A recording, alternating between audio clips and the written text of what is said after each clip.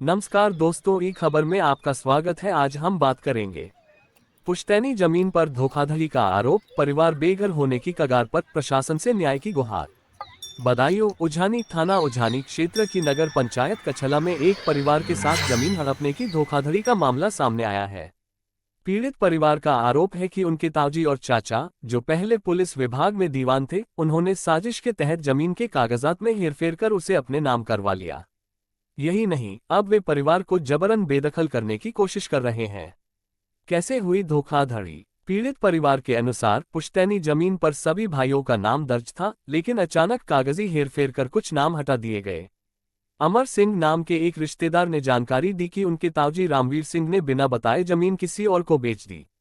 जब पीड़ितों ने मिंटू उर्फ देवेश कुमार से पूछा तो उसने कहा कि उनके पिता ने पहले ही जमीन बेच दी थी।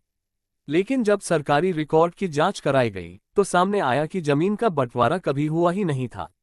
पीड़ित परिवार के पास एक ऑडियो रिकॉर्डिंग भी है, जिसमें ताऊ का लड़का ये स्वीकार कर रहा है कि पहले उनके नाम दस्तावेजों में दर्ज थे, लेकिन अब उन्हें हटा दिया गया है।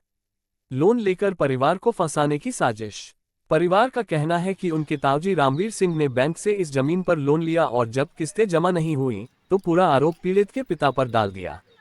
वहीं चाचा सत्यवीर सिंह ने सरकारी दस्तावेजों में फेरबदल करवाकर पीड़ित परिवार का नाम खारिज करवा दिया। पुलिसकर्मियों की मिलीभगत का आरोप।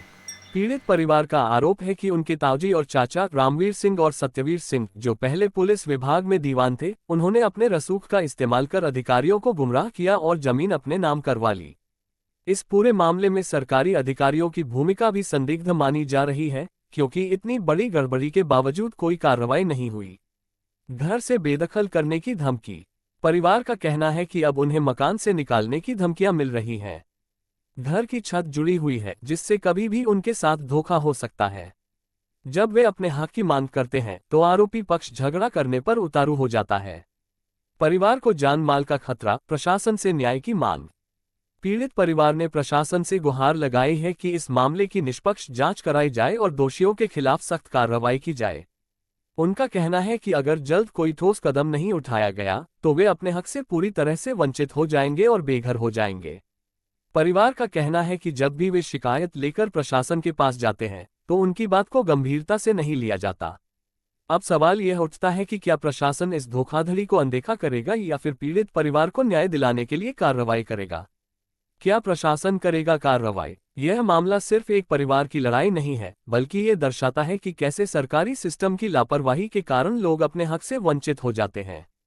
अब देखना ये होगा कि प्रशासन इस मामले पर क्या कदम उठाता है। शिकायतकर्ता शिव कुमार, रवि कुमार, पिताजी स्वर्गीय श्री ओम वीर सिंह, पत्नी विद्या देवी।